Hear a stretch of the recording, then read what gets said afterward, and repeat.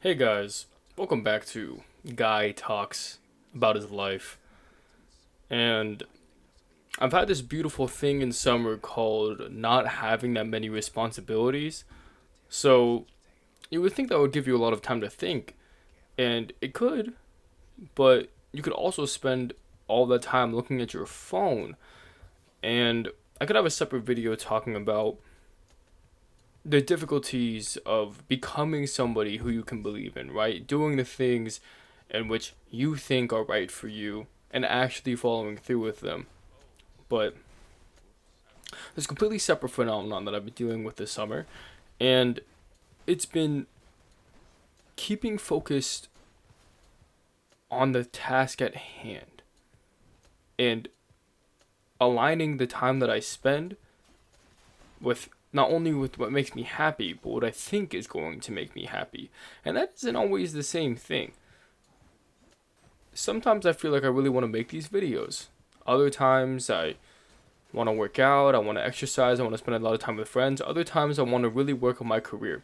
And one of the big things that was for translating the person that I am right now into the person that I want to become is that whenever a spur of motivation hits, you always take advantage of it because you never know when it's going to hit for that particular thing again. And of course, there's all these things that I want to do, and I've not come particularly closer to achieving any single one of them. I'm not done particularly well in the research. I've been trying to develop a game with my friend, and I always feel like I'm not making enough progress, or I'm not making it to the point in which I particularly want to. And or with my friends. I feel like I could reach out to my friends more. I feel like I'm not spending a lot of time with my friends. I didn't get the job opportunities that I wanted. I feel like I haven't putting a lot of effort into my job search, into my future, into my career. Haven't been saving up the money that I wanted to. Haven't been spending the time with my family that I've wanted to. I feel like I spend a lot of time cooped up in my room just sleeping, and even then I feel like I'm not sleeping enough. I feel like I'm not really taking care of myself. I'm not eating the right way. All this stuff, and realistically, I look back at it and I'm like, what has made me happy?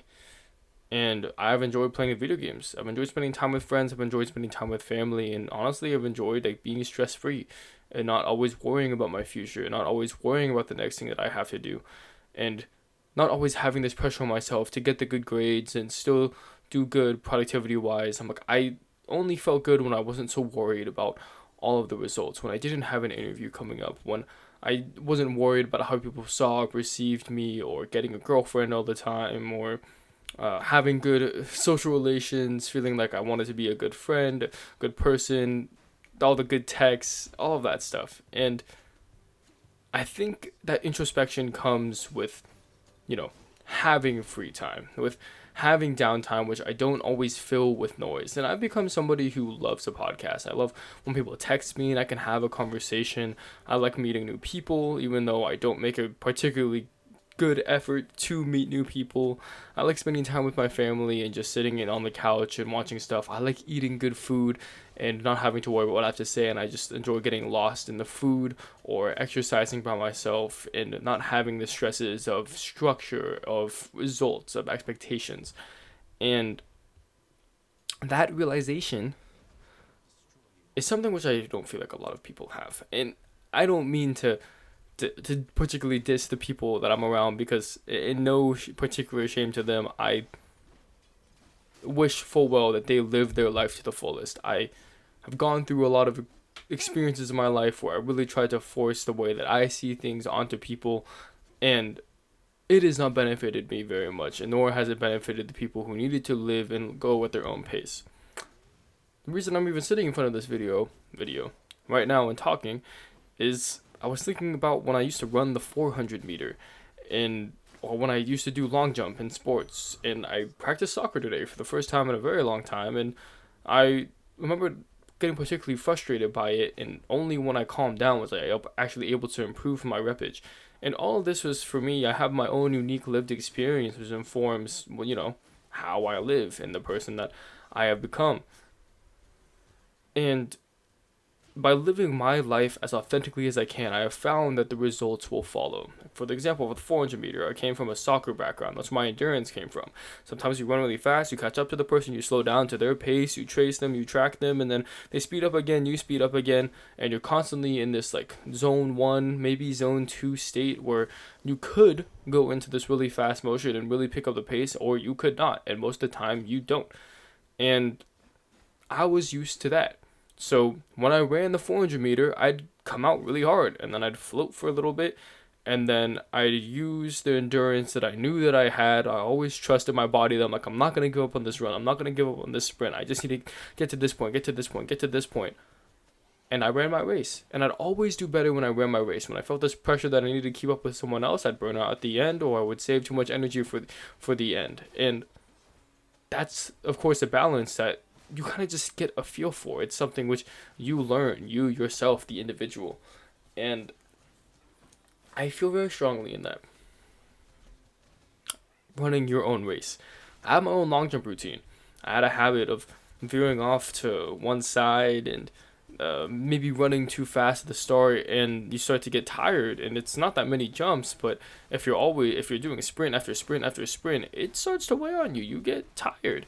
And not doing that, telling myself to, hey, just focus on making it consistent, on taking the pressure off, of not panicking, of not like jittering your, I don't know, like stuttering your steps, of just focusing on doing the jump, on not worrying so much about being perfect on the board. Just run and jump when you think it's right. I'd always do better like that. I actually PR'd like that. I jumped 20 feet for the first time in my life when everything was on the line, and I'm like, you just have nothing to lose. You just scratch the past 3 jumps, just jump.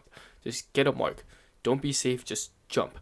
And I did the best that I had ever done at that time. And that is just such a significant message for me. When I was in the backyard today, I was juggling with my left foot, something which I can never do. It was always just the one touch Sammy, you get 20 touches on your right foot, and then your coach says go to your left. I'm like, I can't do it, coach. And I played soccer for 14 years. 14 years of formal soccer. That's soccer 3 to 4 times a week with games on the weekends or on a Wednesday. And I still couldn't juggle with my left foot. Isn't that kind of crazy? I still can't shoot with my left foot, honestly. I can cross with my left foot. I can't shoot with my left foot. And when I think about why, it was just like I was always putting myself in a box.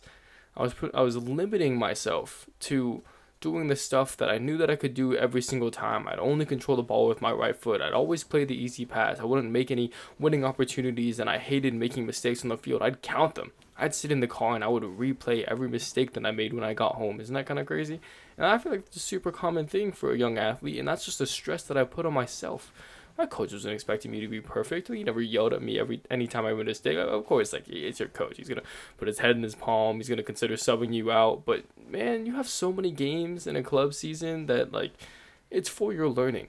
And I never saw it as formal learning. I never saw education as formal learning. I never saw exams as formal learning. This was a social ranking. This was a hierarchy. I need to climb the hierarchy. I need to maintain a reputation as somebody who doesn't make mistakes. I need to maintain this identity as somebody who's always prepared and who does particularly well in school and academia, who's called the calculator, who's good at math, like who gets straight A's, like all of these expectations tied to results that of course are somewhat within your control, but your memory, your retention, not as much.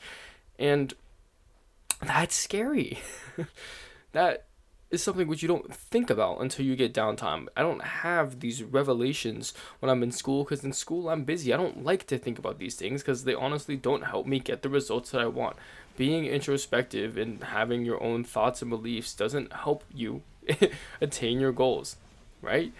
You can change the finish line, but the thoughts of the goals that you have in the time, you need to focus on them. You need to not stray from them. You need to really believe that you need these particular goals and that you need to go down this path in order to pursue it, or you're just going to give up. Like if you lose your why, you're not going to do it. That's like a very fundamental statement. Self-explanatory. It's an axiom.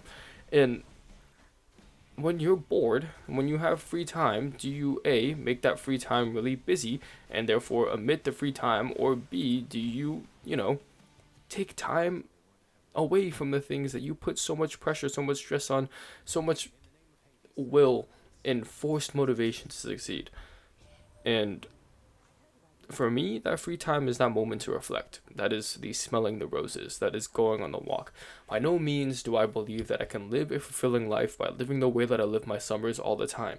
I sleep late, it's inconsistent, I spend a lot of time with myself, I wish I could get out more, I find ways to still find things that I want to improve on. I start playing single player games, I start making videos, I start doing creative endeavors, and none of it has any particular structure. It's currently 4 in the morning as I am speaking. And I'm a firm believer that motivation follows your personal development. You get good at something and then you feel more motivated to do it. Like I, to this day, enjoy playing soccer because I'm around a bunch of people who suck. Like honestly. And I feel like I'm good at it and it comes naturally. Same thing with running. I've always been naturally good at running and I have enjoyed running because it comes easy to me. When I get out of shape, I really don't want to run because it's particularly difficult. But I have the experience to know that I will get better at it if I continue to pursue it. And that is something which is introspection for myself.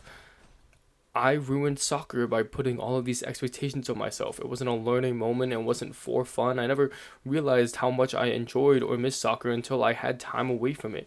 I never realized that I wasn't really living the life of enjoyment that I wanted to and that I wanted to extend my graduation because I put so much pressure on myself that I had to succeed now. You put the comparison of yourself against others that I had to succeed now. And it felt like such a stupid thing for me because I know looking back that I did best when I ran my own race. And this was not me running my own race. This was me trying to stay up next to somebody's side and I burnt out. I did terrible last semester.